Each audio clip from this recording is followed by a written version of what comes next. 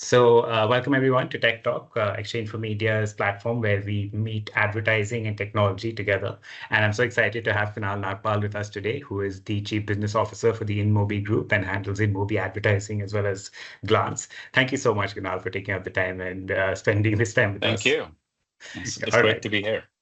Yes, brilliant. So I know, of course, there's a huge time difference and stuff, so we shall sort of cycle through this fast. But thank you so much again for taking the time. So, firstly, let me ask, unifying Exchange, DSP, and Glance, how are you using that to turn InMobi into like a true full funnel engine for all the brands you work with? Honestly, there are 2 or 3 different ways to sort of think about this. Mm-hmm. And the way we are approaching the buy side clients is essentially an amalgamation of those 2 or 3 points, right? So I'll walk you through them. The first is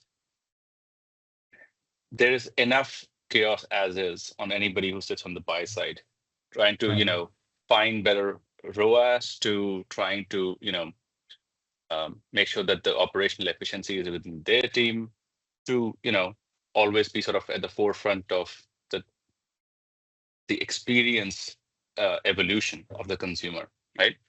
And from our point of view, a lot of that comes from the fact that increasingly the world of media for the buy side, the world of media is getting more and more fragmented. Mm-hmm. So when we now walk into a client's office and we say, look, we understand your pain point.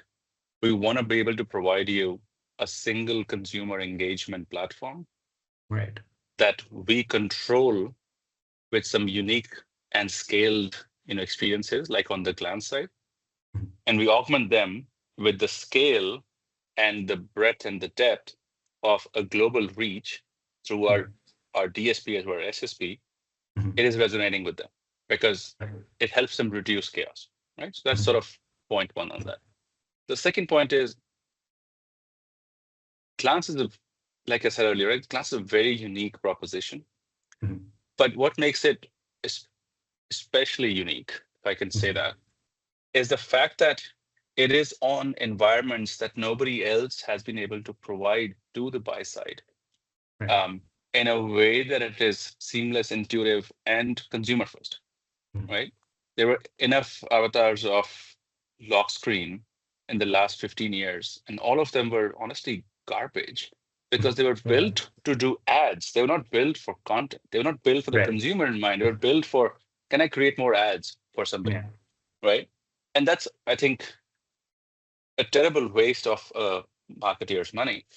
And so when we show them the experiences that Glance has to offer, it allows them to think, okay, wait a minute, here is a content-led conversation that is on the mobile device in which everybody spends most of the time of their day-to-day media consumption. And then you also have it on TV, which is the single biggest real estate in any household. And if I can combine the two and then bring in the element of commerce, which Glance AI is bringing, it just checks off many of these boxes. So, to your question, how does it help them, understand us as a sort of a seamless full funnel omni player? It's because of these unique interaction points. Right. And, of course, InMobi is an international player, and you're sort of really the nexus, between India and all the international markets. And so in your experience, like, what have you found? Like, which ad tech lessons really travel well across borders and what don't? Especially, considering regulations are going up across the world and India is just, like many markets within one market. So, what works here and what doesn't? I think that's actually a really interesting question. And if I can pick each of our 3 regions, I can give you that sense. Right. Our single biggest advantage as a global ad tech player over somebody who's only served, let's say, the US market, only served the EU market, is that we tend to see consumer shifts happen faster. The Asian economies, the Asian society is much more adaptive to changing trends in technology, which has meant that the use of your mobile device is in some ways dramatically different in how it is in Asia versus how it is in Europe and US.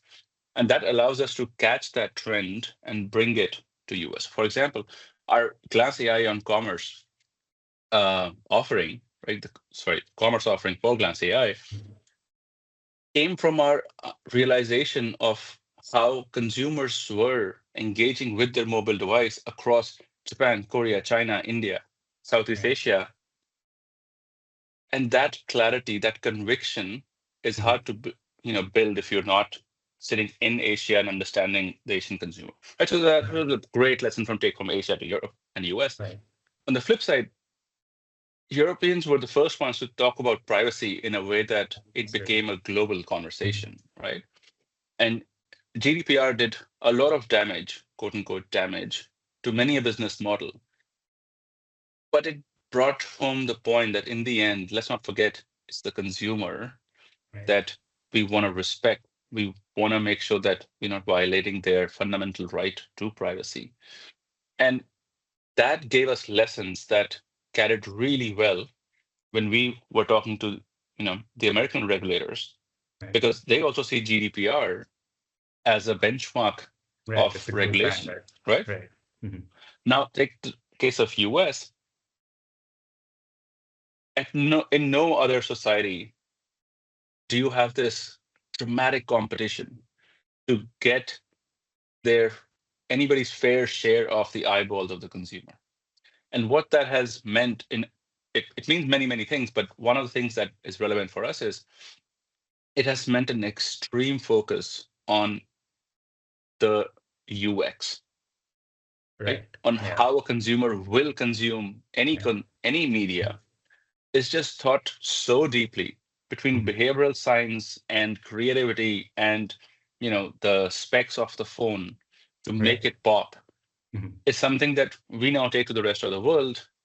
And I think when we bring all these three things together, that's when the true magic happens. Okay, right. And you mentioned the UX, and you did briefly cover this before, but I just want to go into more detail. But can you talk more about Glance and the lock screen commerce that is sort of propagating, and how that might be India's unique answer to this global retail media wave? Because retail media is sort of burgeoning everywhere, including in India, of course. But can you talk about the lock screen commerce that Glance is sort of helping? So I'll tell you the experience, and then I want to clarify something after that. The experience is brilliant in its simplicity. And by the way, it doesn't have to be lock screen. You could have it on a standalone app on Android and iOS. It doesn't have to be. But lock screen is sort of, let's say, the hero product in our partnership with Samsung. And what essentially does is it allows you to reimagine commerce in a way that is way overdue, where you take a selfie, select a few, answers, pick a few of the brands that you would generally, like to wear, and we generate images of you in certain styles. But then you can actually shop those styles, and that is where the crucial difference is. I'm not creating screensavers for you. I'm not trying to create a picture that you can, put in your home screen. That's not the goal. The goal is you just saw something and it's like, okay, I actually look really good in this. And I relate to this because it's me. It's not some influencer. It's not, like when I say dumb, I mean like literally like no interaction model of a URL. There's like 50 things on the page, and you scroll up and down, and you're like, well, I don't know which one look good on me, right? And that's just the start. Like we started off with fashion. We're going to move into accessories, think bags and everything. We're going to move to travel. We're going to move into beauty, right? And so on and so forth. As we keep releasing these LLMs, we're bringing the concept of commerce to you in your own look. And I think of it as profound a shift as we've all seen in search in the last 3 years, where for 20 years, we were on Google and saying, okay, Google, where do I find a white linen shirt? And it gives you these, millions of links that are more or less irrelevant. And you just hope the first 3 are the best ones, right? And then in came ChatGPT, and the answer came to you. You don't have to go anywhere. Right. And that is a similar paradigm shift that we're trying to bring to commerce through Glance AI. And Okay. let commerce come to you in your look. So it's hyper personalized to a Yeah. level that could never be achieved before. Mhm. Now, having said that, the clarification I wanted to give was this is our answer to commerce. Not We're just not trying retail. to we're not trying to disrupt commerce media. This is Right. commerce, Okay. right? This is the new way to imagine commerce. Media may or may not happen after that. I mean, Right. media finds its way to any part of our life, but Yeah. maybe we'll find the best way to do that. Maybe somebody else will find, a collaborative way with us on our shift on the commerce side. Right. But our focus is on the much bigger picture of commerce, not the media side. Mhm. Yeah, I'm so glad you mentioned, the changing dynamics of search because it's insane that it's happening in the market. So I'm going to be bothering you with questions about that for future Yeah, stories. no worries. Yeah, but and speaking of search, and of course that means Google. I think it wasn't a surprise to anyone when Google finally said that no, we will not be getting rid of the third-party cookies. We were like, yeah, we saw that coming. But the point Yeah. is that there was still an effort to make a pivot away from third-party thing and have other sources to gather data. And so as that pivot has continued, and now AI signals are sort of taking precedence. So how is InMobi future-proofing its targeting? Because like you just said, like with Glance, like it'll show you certain items and so on and so forth. But that's because it has, it has your picture and it knows what you're into. So, could you talk about that evolving nature of, targeting? Yeah. Um, I layered a basic sort of a construct first, and then I'll tell you sort of how I think we are enhancing beyond the generality. Yeah. The And when I say basic, I mean sort of a fundamental. The fundamental construct, right? And when you think of a consumer from the lens of a media buyer, Mhm. um, you can get to that consumer in a deterministic way, or you can get to the Mhm. consumer in a probabilistic way, right? Right. Okay.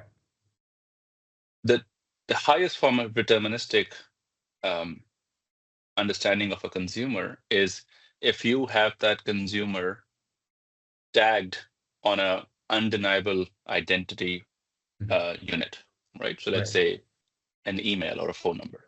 I Mhm. don't need to know your name. In fact, I would like to not know your name because I want to respect your privacy. But I need to Right. know that this one person has a constant in his or her life, which is an email or a phone number. Now I'll hash Right. it to make it privacy, compliant Mhm. and all of that. But that's my goal. Like I want to get to you in a way that is undeniable, right? Right. So that's sort of one construct. The other construct is I don't know who you are because I don't have access to your email or your phone number. But Right. I have enough other points of interaction that I Mhm. can sort of model my way and say, this is the same person, even if that person has sort of, zigzagged on my Right. graph. Mhm. And I can say with, let's say 99.9 person's certainty, this is a person. Right. As you can imagine, the number of people who will give you access to an email or a phone number is going to be much lower than the people you would probabilistically going to target. Right? It's Right. just the reality of any single player's Mhm. ability to work with a set of consumers. Right. So whatever that proportion is, you will have a small set of deterministic and a large set of probabilistic. Right. And so everybody's goal is how do I make this deterministic really, really, really, really high? The Right. utopian world is 100%. That's never going to happen. Yeah. But if I lie at like below like 5%, I know I'm fundamentally losing out on the opportunity to be better in my targeting and in my ability to influence the consumer to do the Mhm. things that the buyer side wants them to do. For example, purchase a shirt. Right.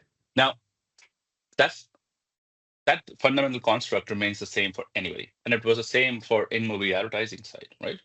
Mhm. We do a lot of things to improve our deterministic, count. But the reality is we are Mhm. not, magicians. We also have the same Yeah. constraints as Yeah. everybody else. Incomes Glance, which is our own first-party platform, Yeah. which has already hit certain scale in certain economies like Brazil, India, Indonesia, right? To Mhm. some extent, Japan. And now, as we move to the next wave of Glance AI, which is US first, Right. And then soon after, massive expansion in Japan, and you have the TV side and you have the device side, Right. we are now getting access Mhm. to the consumer data as much as can possibly be had. And by that, I mean emails, and sometimes emails and phone numbers. And so Okay. as my Glance AI expansion continues, Right. my deterministic opportunity sets keeps increasing. And when I bring my both sides together, Right. suddenly Okay. my power just goes up an order Right. of magnitude. Okay. Understood. And speaking of AI, and of course, we have to talk about it and sort of tick it off our KRAs. But I'm just curious, how is InMobi sort of drawing the line between AI-driven automation and creativity in advertising? Because like you said, you're not just presenting a picture or like a slew of products. Every year, mid-June, there's the Cannes Ads Festival. Yeah. And for the last, I would say, 2 years ago, Mm. when AI had just broken through, everybody was like, this thing is really cool. Don't know where it's going, but it's really cool. Yeah. Last year, the feeling was, oh my God, this is so pervasive. This is going to destroy this industry Right. because AI will do everything. Yeah. Fast forward 1 year, this year, there was a lot more measured response. Yeah. And somebody asked me pretty much the same question. And I said, look, AI is not going to take over creativity. Mhm. AI on its own is as dumb as it gets when Yeah. it comes to being right-brained, so to say. Yeah. But AI enabled, AI assisted, Mhm. um, AI first creativity is spectacular. Right. And if Okay. you can use the right tools, and if you can put the convergence of a human mind and the tooling from AI, the Yeah. results that you get are Mhm. truly like magic, right? Right. And that's where we find that intersection, right? For Okay. us, AI has huge potential to improve productivity and effectiveness of every single person in the company, and Right. it's non-negotiable. But the Mhm. part that excites me the most is the number of tools that we've used, Mhm. and we've expanded our use since then on how do we improve our creative jobs for the buy side Mhm. has surprised me. And honestly, the output is just stunning. Like before I actually got on this chat with you, I was looking at Mhm. some of the creatives that our creative teams sent to me. Mhm. And the creative that they sent using one of the tools Mhm. took them about 7-8 minutes of prep of thinking of what do I Yeah. want, what sort of kind of Right. scene do I want to Mhm. describe. And it's a short form video, like a 6-second video.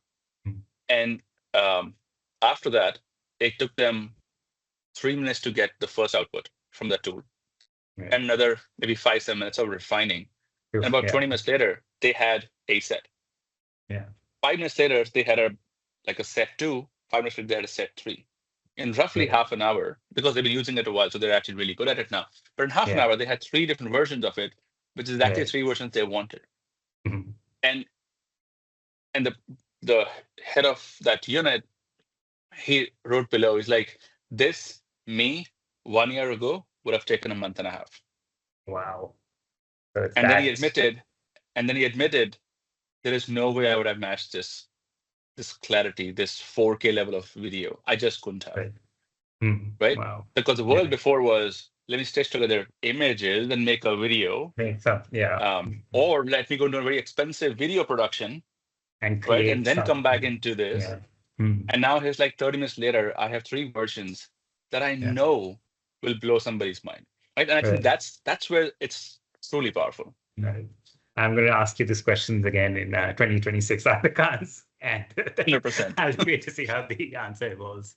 Lovely. So, one final thing, because, you are primarily in three markets, of course, Asia, Europe, and the US.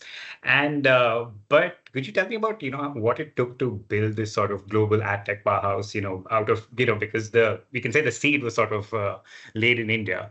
And Right. now that it is sort of growing and expanding, what are the things that do keep you up at night? about this? On its best day, the media industry is scary. Yeah, There are that's enough pressures internally and externally. Mhm. And it is probably the singularly most exposed sector to the macroeconomic situation of any country, Right. right? The first thing that any company cuts is usually marketing budget, right? Yeah, And therefore absolutely. it has a whiplash effect on Yeah, everybody. right. Um, winning in this sector, therefore, is, you know, it's not just not easy, but also the Mhm. fact that you have to earn your share on the back of true innovation, on the back of true support for the buy side.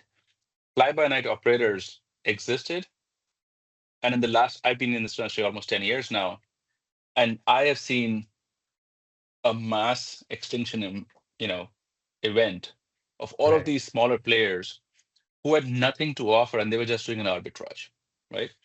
And so sticking true to our mission that we are here to serve the buy side, Yeah. connect them to the consumers that they care about deeply in Mhm. a way that the ad experience makes it exactly what a consumer wants to hear from their brands, from their preferred brands, Yeah. has kept us on our toes, right? Mhm. And there is no other place where you fight harder, knives and daggers and all of that, than US, right? And Right. so while the Absolutely. seed may have been planted in Asia, Mhm. given the media market Yeah. in US and then Western Europe, we always knew that that's where you find, you know, your right to win at a global level, right? So Right. I I have been here almost 10 years. Mhm. Um, I would say even in those 10 years, as we shut down some legacy businesses that we weren't sure were adding value to the client and built new platforms like, the exchange and the DSP, Right. we built them US out, right? Ah, okay. And so Mhm. that helped us become a global player because Right. while we have the roots in India, Yeah. we were building it for the America. market that we, Yes. cared the Right. most about. Yeah. And to your question of like what keeps me up at night, Mhm. I don't need a whole lot. Like I'm generally a very paranoid person on this market, like how are things moving. Yeah. Um, Right. but I would say at any given point, I'm constantly worried about, have we done better today than yesterday in our mission to connect the consumer with an experience that they will remember with the buy side in a way that it is more efficient than before. And in many ways, you could say that that's like, a motherhood and apple pie statement. Right. And, why doesn't everybody else say that? Probably everybody does. But for me, that is a singularly important goal Mhm. that I have to make it better for both sides, right? It has Right. to be better for both. Otherwise, I'll be seen as biasing one or the other. And then very Right. quickly, the Mhm. corporate pressure, the corporate incentive kicks in to Mhm. solve for me first, right? Right. And I think that's generally the start of decline of any company. Right. So you get your money's worth out of your magnesium supplements, clearly. But Basically. yeah, right. Amazing. And I just have one final fun question I'd like to throw out there. Though, of course, I'm sure your answer, like everyone else's, changes depending on the day of the week. But which are your current favorite chatbots? Because I'm sure you have to engage with a lot of them throughout the day, and for various purposes, whether business or personal.